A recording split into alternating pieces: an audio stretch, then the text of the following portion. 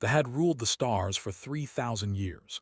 They were tall creatures with scales that changed color with their feelings. Their eyes were large and golden. They had 3 fingers on each hand and moved like shadows in the dark. No other species in the known galaxy dared to challenge them. The reason was simple: the controlled fold space travel. This technology let ships jump across vast distances in seconds. Without it, traveling between stars would take hundreds of years. With it, the journey took only moments. They kept this secret closely guarded. They sold access to other species at high prices. This made them rich and powerful beyond measure. So when the High Council learned that humans had almost figured out fold space travel on their own, they were not happy. They were not happy at all.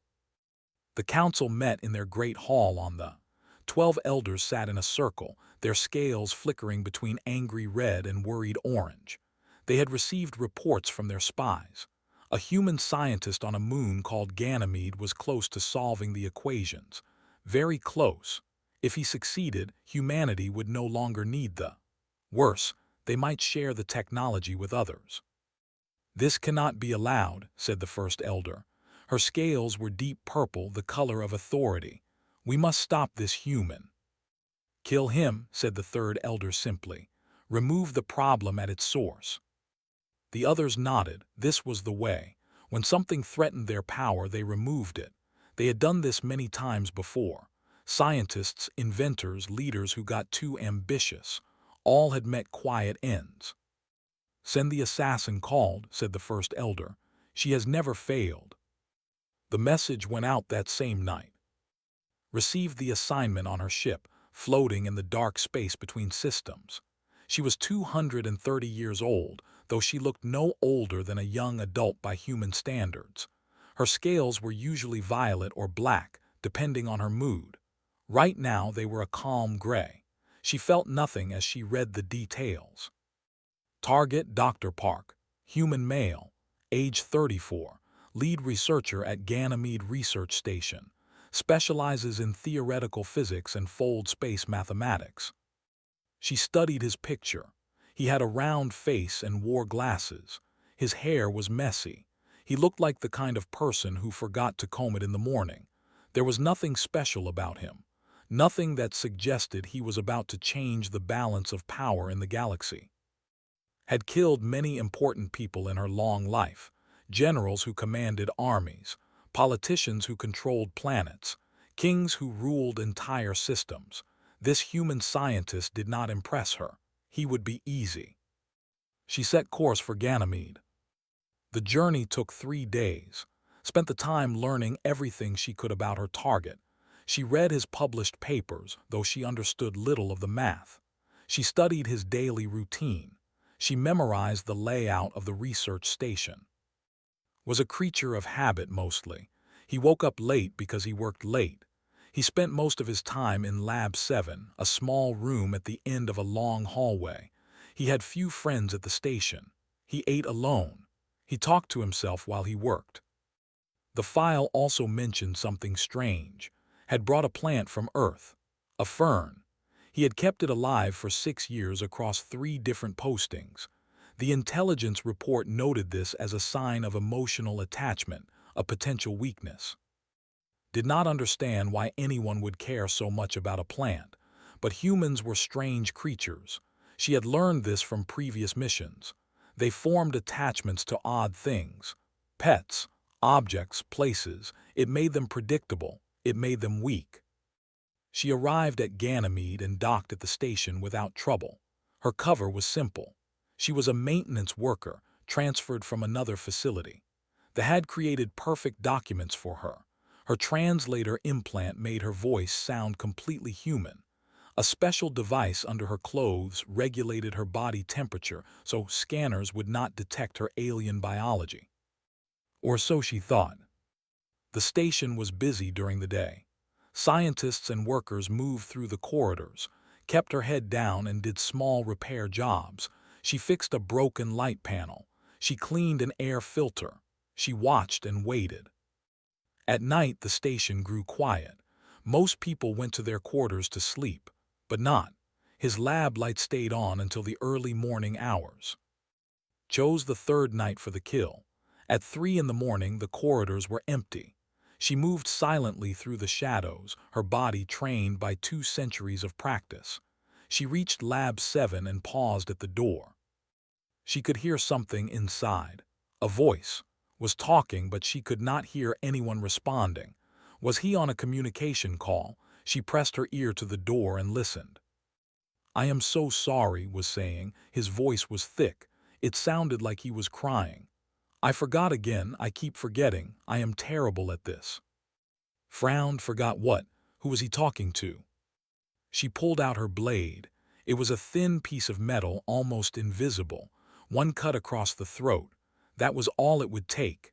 She had done it hundreds of times. She opened the door silently and stepped inside. Was sitting on the floor next to his desk. His back was to her. He was hunched over something small. His shoulders shook as he cried. Raised her blade and moved closer. Then she saw what he was crying over. It was the plant, the fern from Earth. Its leaves were brown and drooping. It looked nearly dead. "I am so sorry," whispered to it again. "You trusted me to take care of you, and I let you down. I always let everyone down." Stopped. Her blade hung in the air, ready to strike. She had seen people beg for their lives. She had seen them fight, run, scream, and bargain. She had seen them try everything to survive. She had never seen anyone cry over a dying plant. Finally noticed her. He turned around quickly, wiping his eyes with his sleeve. His face went red with embarrassment. "Oh," he said, "I did not hear you come in, sorry. Are you here about the air recycler? It has been making that strange noise again." Opened her mouth. The words she should have said were simple: say nothing, kill him, leave. Instead, she heard herself say, "Yes, the recycler." She had no idea why. Pointed toward the corner of the lab. "The recycler is over there. It makes a clicking sound every few minutes. I reported it last week, but nobody came." Walked toward the machine. Her blade was back in its hidden sheath. Her hands were shaking slightly. She did not understand what was happening to her. In 200 years, she had never hesitated on a mission. Never. She pretended to examine the recycler. It was making a clicking sound, just as had said. A small part was loose inside. An easy fix if she had actually been a maintenance worker. Behind her was still sitting on the floor with his plant. He had stopped crying, but his eyes were still red. He touched one of the brown leaves gently. "Do you think there is any way to save her?" he asked. Turned around. "What?" "My fern, her name is Bora. I have had her for 6 years. She came with me from Earth." Looked up at with sad eyes. "I keep forgetting to water her. I get so focused on my work that I forget everything else. I forget to eat. I forget to sleep. I forget to take care of the one living thing that depends on me." Did not know what to say. She should leave. She should come back tomorrow and complete the mission. But something kept her feet in place. She walked over to the plant and looked at it closely. Her species had a deep knowledge of growing things. That was covered in vast gardens. Every child learned about plants before they learned to read. "The soil is wrong," she said. "It does not have enough calcium, and you have been giving it too much direct light. Ferns like shade." Stared at her. "You know about plants." Caught herself. She had almost said too much. "Everyone in maintenance learns about hydroponics," she said quickly. "We help with the station garden sometimes." "Really?" Stood up, holding the pot carefully. "Could you help me save her, please? I will pay you, or I can help you with something. I am good at math. Do you need help with math?" "No one needs help with math," said. "You would be surprised," smiled. It was a small, tired smile, but it changed his whole face. He looked younger, more alive. "A lot of people need help with math. The universe runs on math, but most people do not know it."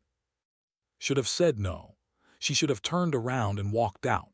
Instead, she sat down on the floor across from him and began explaining what the plant needed. She told him about calcium supplements he could add to the soil. She told him about the right amount of water. She told him that ferns needed humidity, not direct watering. He listened carefully, nodding at every word. "You really love this plant," said. "She is my friend," said simply. "I know that sounds strange, but I have moved so many times. Different stations, different planets. Bora is the only thing that has been with me through all of it. She is my connection to Earth, to home." "Do you miss Earth?" "Sometimes. I miss the rain. I miss the smell of grass. I miss sitting in my grandmother's garden when I was young." He touched another leaf gently. "But mostly I miss having someone to take care of. Out here in space, everything is work. Equations and experiments and meetings. Bora reminds me that there is more to life than numbers." Did not understand this. In her world, life was simple. You received orders. You followed them. You completed your mission. There was no room for plants or memories or feelings about rain. But something about the way he talked made her want to keep listening.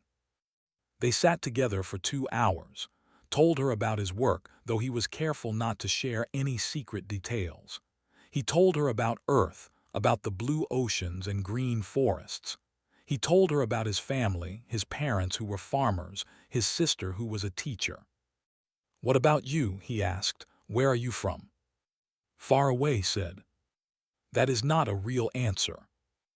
"It is the only answer I have." Did not push. He just smiled that tired smile again. "Well, wherever you are from, you know a lot about plants. Thank you for helping me."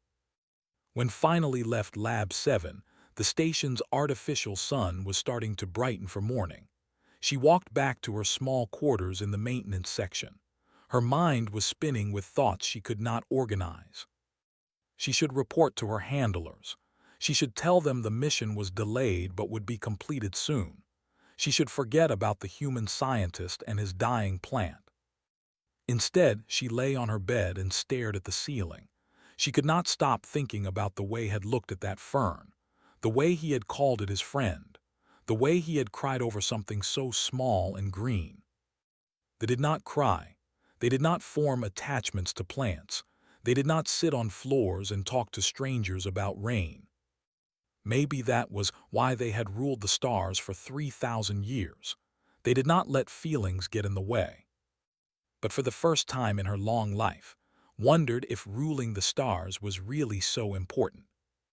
She returned to Lab 7 the next night, and the night after that. She told herself it was reconnaissance. She was learning her target's habits, finding the perfect moment to strike. But every night she sat with and talked about plants and stars and the strange little things that made life worth living. And every night her blade stayed cold in its sheath.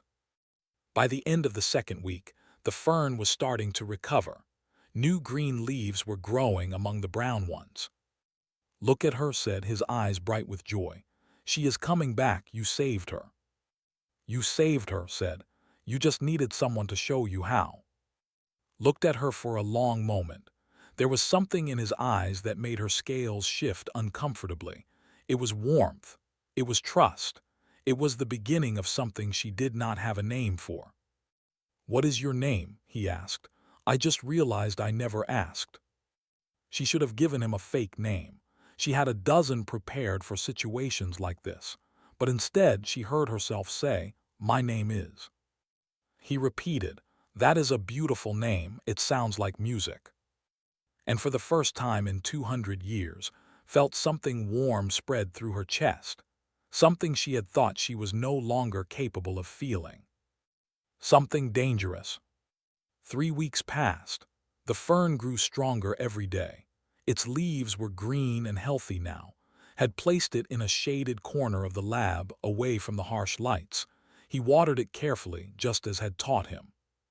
Reported to her handlers every few days. She told them there were technical difficulties. The station's security was then expected. She needed more time to find the right approach. They believed her. Why would they not? She was of the fourth circle. She had never failed a mission. She had never lied to her masters. Until now. The truth was much simpler and much more complicated. She could not kill, Every time she thought about completing her mission, something stopped her. It was not fear. It was not hesitation. It was something else entirely. She kept returning to Lab 7 every night. She told herself she was waiting for the right moment. But she knew that was a lie. The right moment had come and gone many times. She just could not make herself act. Was strange. That was the only word she could find for him. He talked to his machines like they were living things. He apologized to his computer when it ran slowly. He encouraged his centrifuge when it struggled with heavy samples. He thanked his microscope after long work sessions. "You are very strange," told him one night. She was sitting in her usual spot near the door while worked at his desk. "Everyone says that," he replied. He was tapping a small note to his computer screen. The note said, "You can do it," in messy handwriting. "Why do you talk to your machines? They cannot hear you." Turned around in his chair. "How do you know they cannot hear me?" "Because they are machines. They do not have ears or brains." "Neither does Bara," said, pointing to the fern. "But you told me to talk to her. You said plants grow better when people talk to them." "That is different. Plants are alive." "Are they?" Pushed his glasses up his nose. "What does alive mean, really? Plants do not have brains either. They do not have ears, but they respond to sound, to light, to touch. They grow toward what they need. Is that so different from a machine following its programming?" Did not have an answer. "I think things work better when you are kind to them," continued. "Maybe it is just in my head. Maybe the machines do not really work better when I thank them, but it makes me feel better, and maybe that is enough." He smiled that gentle smile of his. Then he added, "Besides, I think everything deserves kindness. Even machines. Even maintenance workers who show up at 3 in the morning and know way too much about alien plants." His blood went cold. "What are you implying?" "Nothing," said. His voice was calm. He turned back to his work like he had not just said something terrifying. "I am just saying that you are clearly not human, and that is fine. I do not care what you are." Stood up so fast her chair fell over. "How long have you known?" "Since the first night." Did not turn around. He kept working on his equations like they were having a normal conversation. "Your blood temperature runs 12 degrees cooler than human normal. The infrared sensors in the lab picked it up immediately. I saw the readings the next morning." "And you said nothing." "I figured you would tell me when you were ready." His hand moved toward her blade without thinking. This was a disaster. The mission was compromised. Her target knew what she was. Every rule she had ever learned said she should kill him now, immediately, before he could tell anyone else. But her hand stopped before it reached the weapon. "Why?" she asked. Her voice was barely a whisper. "Why did you not report me? Why did you let me come back night after night?" Finally turned around. His eyes were soft behind his glasses. There was no fear in them, no anger, just curiosity and something that looked like kindness. "Because you saved my plant," he said simply. "Because you sat with me when I was sad. Because you listened to me talk about earth and rain and my grandmother's garden." He shrugged. "Whatever you are my friend. Friends do not report friends to security. You do not know what I am." "Does it matter?" "It might." Stood up and walked toward her. Tensed, ready for anything, but he just bent down and picked up the chair she had knocked over. "Here," he said, setting it upright. "Sit down. You look like you need to sit down." Sat, her legs felt weak. This was not how assassination missions were supposed to go. "I am going to make tea," said.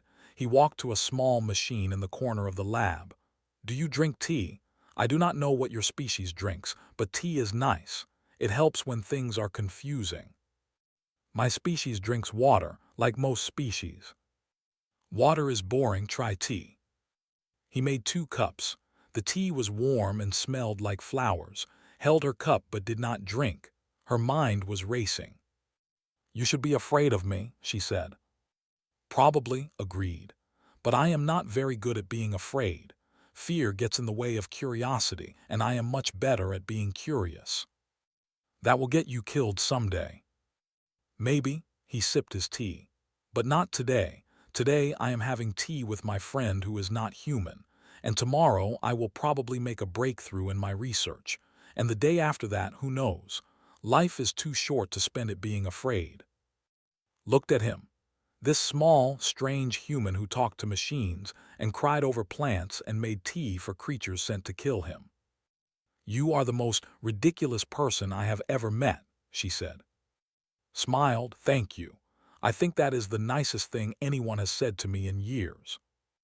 And despite everything, despite 200 years of training, despite the mission that hung over her head like a blade, smiled too. She picked up her tea and took a small sip. It was warm. It tasted like flowers and honey and something else she could not name. It tasted like the beginning of something new. The message came on the 23rd day. Was in her quarters when her secure communicator beeped. She picked it up and read the words on the screen. Her scales turned from calm gray to cold white. The High Council had lost patience. They were sending another assassin. His name was. He was from the Sixth Circle, a brutal group that preferred explosions and fire over quiet blades. He would arrive in 4 days. And he had orders to kill both, and if she had failed her mission. Sat on her bed for a long time. Her hands were shaking. She had known this moment would come. She had been foolish to think she could delay forever. They did not forget. They did not forgive. She had a choice to make now, a real choice. She could complete her mission tonight, kill while he worked in his lab, then report to the council that she had succeeded, would be called off. She would return to her old life as if nothing had happened. Or she could warn, help him escape, betray everything she had ever known. The first choice was safe. It was what she had been trained to do. It was what she had done 100 times before. But when she thought about his gentle smile, his kind eyes, the way he talked to his plants and machines, she knew she could not do it. Somewhere in the past 3 weeks, something had changed inside her. Something had broken, or maybe something had finally healed. She did not know which. She only knew that killing was no longer possible. She had to warn him, even if it meant her own death. That night she walked to Lab 7 one last time, was there as always. He was surrounded by floating holographic equations that could not understand. He looked excited. His eyes were bright.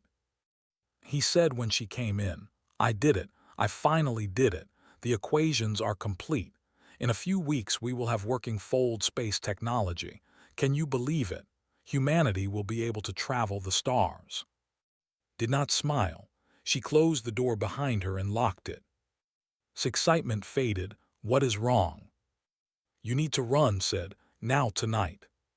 What, why? There is another one coming like me. The words hurt to say. Except he will actually kill you. He is not like me. He does not hesitate. He does not make friends. His face went pale. Another assassin. Yes, walked toward him. Her hands were shaking, but her voice was steady. I was sent to kill you 3 weeks ago. That was my mission. I should have done it the first night I came to your lab. Was silent. He sat down slowly in his chair. The holographic equations continued to float around him, but he did not seem to see them anymore. Why, he asked quietly, why did they send you? Because you are dangerous. Your research threatens their power. They have controlled fold space travel for 3,000 years. If humanity learns their secret, they lose everything. So they decided to kill me. Yes. And you were supposed to be the one to do it. Yes. Looked at her. His eyes were not angry. They were not scared. They were just sad. Why did you not do it? Thought about that question. She had asked herself the same thing 100 times. Because you were crying over a plant, she said finally. Because you apologized to your computer. Because you made me tea and called me your friend. She took a deep breath. Because in 200 years I have never met anyone like you, and I could not make myself end something so rare. was quiet for a long moment. Then he stood up and walked toward her. Tensed, she expected many things: anger, fear, hatred, the revulsion that her kind usually inspired in other species. Instead, picked up a cup of tea from his desk and handed it to her. "You forgot to drink yours," he said. "It has been sitting there for 3 hours." Stared at him. "Did you hear what I said? I was sent to kill you." "I heard. And you are giving me tea. You look like you need it." He smiled that gentle smile again. "Also, I think maybe you were not sent to kill me. I think maybe you were sent to do something else instead." "What do you mean?" "I mean that the universe is strange. It sends us in one direction and we end up somewhere completely different. You came here to end my life. Instead, you saved my plant and became my friend." He shrugged. "Maybe that is what was supposed to happen all along." Shook her head. "You are too kind, too trusting. It is going to get you killed." "Maybe," said, "but I do not think so. I think kindness is stronger than you believe. I think it is the most powerful force in the universe." "That is a nice thought, but is coming in 4 days. He will not care about your kindness." "Then we will not be here when he arrives." Looked at him. "We." Smiled. "You said I need to run. I cannot do that alone. I do not know how to fly a ship. I do not know how to hide from assassins. But you do. You want me to come with you." "Of course, you are my friend." He walked back to his desk and started gathering his things. "Besides, someone needs to help me take care of Bora. I will probably forget to water her again without you." Stood there holding her cold tea. She did not know what to say. In 200 years, no one had ever asked her to stay. No one had ever called her a friend. No one had ever trusted her with something as simple as a plant. "All right," she said finally, "I will help you escape." Looked up with bright eyes. "Really?" "Really?" Set down her tea and pulled out her communicator. "But we need to move fast. We have a lot to do and not much time." For the first time in weeks, her hands were steady. Her mind was clear. She had made her choice, and whatever happened next, she would not regret it. The next 3 days were a blur of activity. Used every skill she had learned in 2 centuries of work. She found a small cargo ship in the station's dock that no one would miss. She created false records to cover their escape. She plotted a course to the outer edge of explored space, where even the rarely traveled. Packed his research, all his equations, all his notes, everything he needed to finish his work. He also packed Bora the fern, placing her carefully in a special container with the right soil and the right light. "You are bringing the plant?" asked when she saw this. "Of course," said, "she is part of the family." They left on the 3rd night, slipping away while the station slept. The small cargo ship was not fancy, but it was fast. Flew while sat beside her, watching the stars slide past the windows. "I have never been this far from Earth," he said quietly. "You will go much farther before this is over." "That is exciting and terrifying." He looked at her, "but also kind of wonderful." Did not answer. She was focused on the controls, making sure they were not followed. Behind them, Ganymede grew smaller and smaller, until it was just another dot of light among millions. 4 days later, arrived at the station. He was a large, with scales the color of dried blood. He moved through the corridors without hiding, without caring who saw him. He killed 2 security guards at the entrance to the research section. He burned through the lock on Lab 7 with a thermal torch. The lab was empty. Stood in the middle of the room, his golden eyes scanning every corner. The equipment was gone. The research was gone. Even the small marks on the floor where the plant had sat were the only signs that anyone had ever been here. In the center of the room, he found a single device, a holographic projector. He approached it carefully, ready for a trap. When he got close enough, the device activated. A recording began to play. Dr. Park appeared in the air above the projector. He looked nervous but determined. Behind him, through a ship's window, Stars were streaking past in the unmistakable pattern of fold space travel. "Hello," said. "If you are watching this, you probably came here to kill me. I am sorry you made the trip for nothing." Growled, his scales flickered with anger. "I want you to take a message back to the High Council," continued. "Humanity is not your enemy. We do not want to fight anyone. We do not want to conquer or rule or control. We just want to explore. We want to learn. We want to meet other species and maybe, if we are lucky, become friends with them." The recording shifted, appeared beside. Her scales were a calm silver blue, a color had never seen on any. She looked peaceful in a way that seemed wrong for an assassin. "I am of the Fourth Circle," she said. "I am ending my service to the Dominion. My contract is finished. My allegiance is finished. From this day forward, I choose my own path." She paused.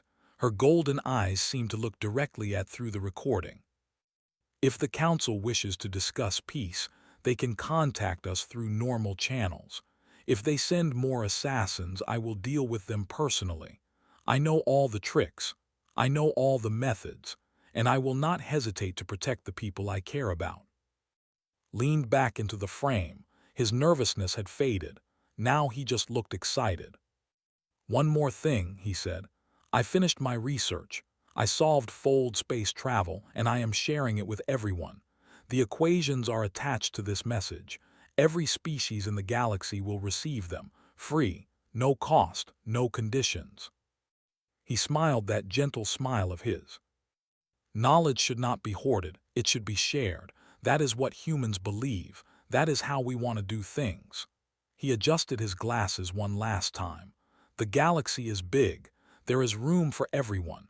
Maybe, if we all work together, we can make it a better place." The recording ended.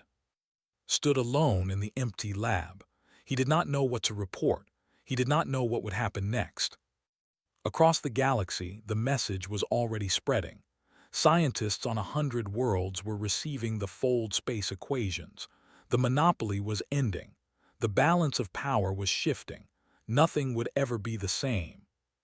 Far away, on the edge of explored space, a small cargo ship drifted through the darkness. Inside sat in the navigation room, surrounded by star charts and holographic displays. Sat beside him, her scales the silver they had ever been. Between them, in a special container, Bora the fern stretched her green leaves toward the light. "We did it," said. He sounded amazed, like he still could not believe it was real. "We did," agreed. "The Council will be angry. Very angry. They will send more assassins. Probably." Was quiet for a moment, then he smiled. "But not today." "No," said, "not today." She looked out the window at the infinite stars. So many places to go, so many things to see, a whole universe waiting to be explored. "Where should we go first?" asked. Thought about it. 200 years of following orders. 200 years of doing what she was told. Now, for the first time, she was free. "Anywhere," she said. "Everywhere." Laughed. It was a warm sound full of joy and hope. "That sounds perfect." He reached over and adjusted Bora's container, making sure she was getting the right amount of light. Watched him with something that felt like wonder. This strange human who cried over plants, who talked to machines, who made tea for assassins and called them friends, who believed that kindness was the most powerful force in the universe. Maybe he was right. "Thank you," said quietly. Looked up for what? For not being afraid of me, for giving me a chance to be something different, for showing me that there is more to life than following orders. Smiled. "Thank you for saving my plant, and for saving me, and for being my friend." He reached out and took her hand. Her scales were cool against his warm skin, but neither of them minded. Outside the window, the stars continued to shine, and somewhere in the vastness of space, a new story was beginning. A story about a human scientist and an assassin. A story about kindness and courage, and the power of unexpected friendship. a story that would change the galaxy forever. But that is a tale for another day. For now, they had tea to drink and stars to explore, and a fern to take care of. And that was more than enough.